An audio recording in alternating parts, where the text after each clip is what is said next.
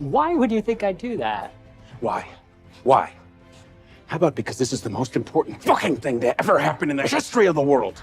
How about that? What if the very man who unlocked the secret to the deadliest weapon in history also carried the heaviest burden of guilt? This is the story of Oppenheimer, the father of the atomic bomb whose legacy still divides the world. In 1924, a young Oppenheimer begins his study of physics at Cambridge. During one lab work, he spills reagents, and the teacher tells him to start again. Robert says he has to go to Niels Bohr's lecture, but the teacher orders him to finish his work. After waiting until everyone leaves, he stabs an apple lying on the table with potassium cyanide and then sneaks off to Bohr's lecture. But the next day he comes to his senses and runs to the classroom to get an apple there. He meets Bohr and prevents him from eating. The poisoned apple Bohr is impressed by Oppenheimer's knowledge and advises him to change universities to one that will help him better fulfill his potential. To a meeting where the Senate is considering Louis Strauss for Secretary of Commerce. Strauss is questioned about Oppenheimer and he expresses his negative attitude towards him, claiming that he is linked to communist circles. He also has a personal grudge that dates back to when they first met Strauss as head of the US. Atomic Energy Commission offers Robert a position at Princeton University, but Oppenheimer declines and Albert goes away paying no attention to Strauss finishing his study. In Gingen, Robert attends a lecture by Heisenberg.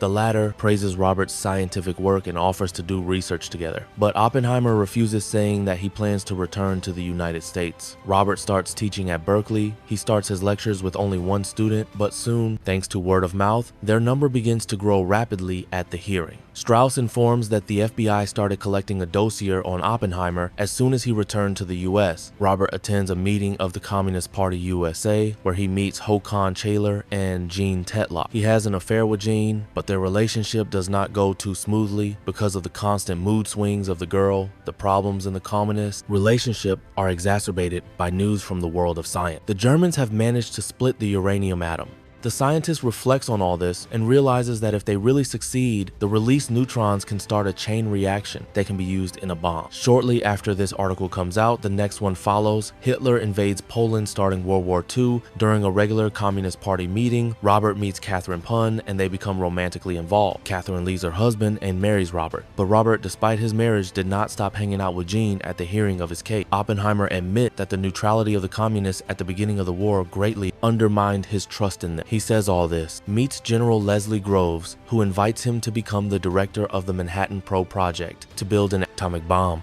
The general is concerned that the Nazis could develop such a devastating weapon, plus they have a huge head start on developing it.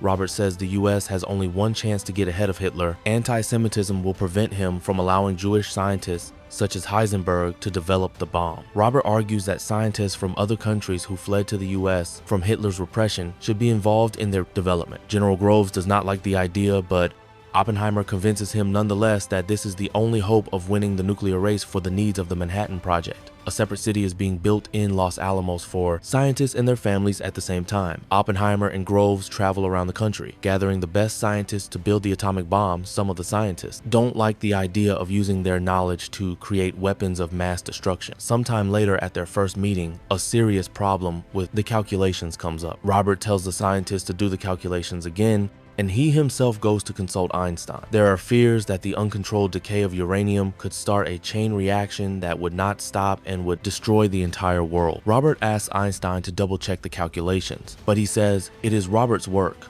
not his. Albert's only parting request is that if these calculations are correct, he will inform the Nazis so that neither side destroys the world back at Los Alamos. Robert is informed that they have double-checked the calculations and the probability of a man-made apocalypse is close to zero. A few months later, Håkan Chayler hints to Robert that it would be a good idea to share their findings with the Soviet Union, but Robert refuses. The events of the movie move back during the hearings on Strauss's nomination as Secretary of Commerce. The Senate announces that a certain scientist will be called to testify Strauss fears. In 1954, events go back in time again at a meeting in Los Alamos. Scientists discuss the destructiveness of the atomic bomb, and one of the scientists proposes the idea of a hydrogen bomb, which would be hundreds of times more powerful than the atomic bomb. But since it would still have to be based on the atomic bomb, they decide to shelve this idea. In 1949, discussing the first nuclear bomb test by the Soviet Union, Oppenheimer proposes to start negotiations with the Soviets to settle nuclear armament. But Strauss proposes to start building a hydrogen bomb to have an advantage over the Soviets. Back in 1943,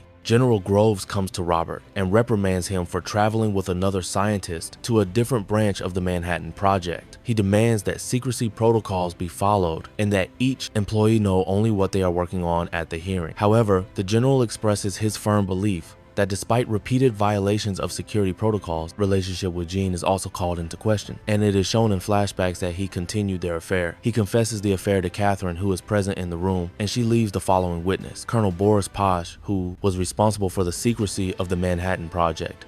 Is called in for questioning. The colonel reports that one day Oppenheimer tried to hint about a certain Soviet network of spies who offered to pass information to him through an intermediary. Boris wanted to know the name of this intermediary, but Robert refused, not wanting to cause trouble for Chevalier. However, a few months later, he did give a name at Christmas. Bohr arrives at Los Alamos, stranded in Europe due to the Nazi occupation. He gives the scientists some advice and warns Oppenheimer that he is giving humanity a weapon that could destroy them themselves. At the same time, Robert is informed of Jean Tatlock's death. She had taken pills and drowned herself in the bathtub. Quarrels begin in the team of scientists as one of the scientists still continues to work on the hydrogen bomb and does not fulfill his duty. The Atomic Energy Commission discusses the feasibility of a hydrogen bomb. Oppenheimer again suggests creating a commission to internationally regulate nuclear weapons rather than increasing their numbers.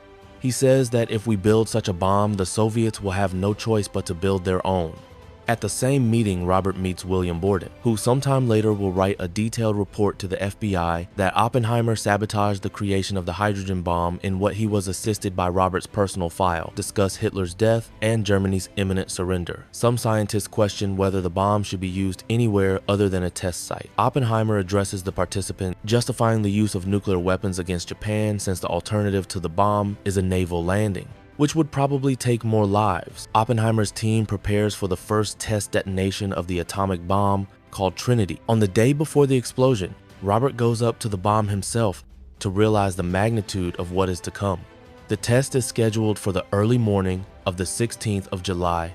Oppenheimer and Groves spend a sleepless night in the bunker, fearing that the explosion could, in theory, destroy the entire world. The team stocks up on sunglasses and welding glasses to witness the blast for themselves. The timer counts down the final seconds, ratcheting up the tension. A blinding flash. A streak of light pierces the dark sky, turning night into day, and now I am become death. The destroyer of worlds, the test is a success, and an enthusiastic crowd congratulates Oppenheimer soon. The scientists build 2 more bombs and send them to the military. Robert begins to be tormented by moral dilemmas about using such a powerful weapon against humans. President Truman's speech about the nuclear bombing of Hiroshima and Nagasaki is broadcast on the radio. Everyone rejoices as the war will soon be over, but Oppenheimer begins to suffer a guilty conscience because of the victims. He gives a fiery speech to the team, but at the same time, he imagines how the bomb will incinerate everyone. His picture is printed on the cover of Time, and he is even invited to a reception with the President Truman. Initially congratulates him on developing the bomb, but when Oppenheimer says he has blood on his hands, Truman gives him a handkerchief and tells him to wipe it off, then banishes him and calls him a crybaby. Years later at the hearing, it is revealed that after the war, Oppenheimer spent all his efforts to contain the US nuclear capability. This leads to a conflict of interest with Strauss, who uses his connections to repress Robert's loved ones. It becomes clear that it was Strauss who leaked Oppenheimer's dossier to Borden and also arranged a closed hearing on Robert's case in